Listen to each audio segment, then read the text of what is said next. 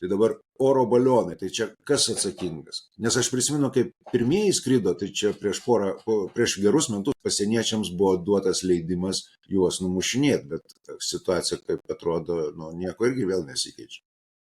Kitaip tariant... Čia klausimas yra ne kas skrenda, o kur skrenda.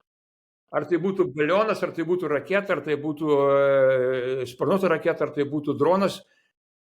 Visi jie yra mums grėsia didelę kelią grėsmę ir mes turim juos vienaip ar kitaip, reiškia, užkardyti. Bet yra tam tikri etapai. Pirmiausia, atsako, reiškia, pasienis.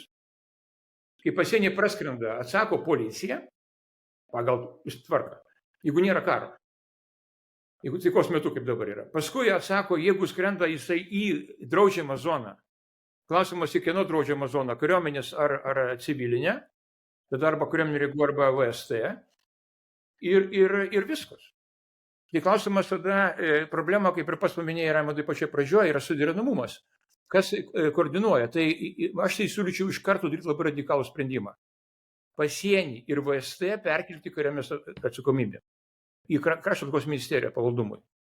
Kad nebūtų nederimas taip tarp institucijų, kur būna skirtingi interesai, skirtingi norai, kad ten viena gal nori praleisti droną, ten yra visokių, gali būti ir įdomių dalykų.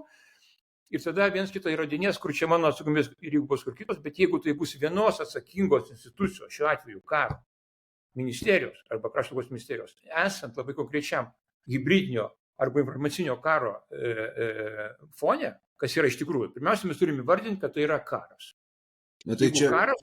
Ir to, Arūnai, gal čia reikėtų bent jau formaliai, ir man atrodo, tas yra nesunkiai padaroma, taisyti tam tikrus įstatymus, apibrėžiant situaciją, kai nėra karo, bet nėra ir taikos, kas, matyt, leis suteikti instrumentus veikti praktiškai.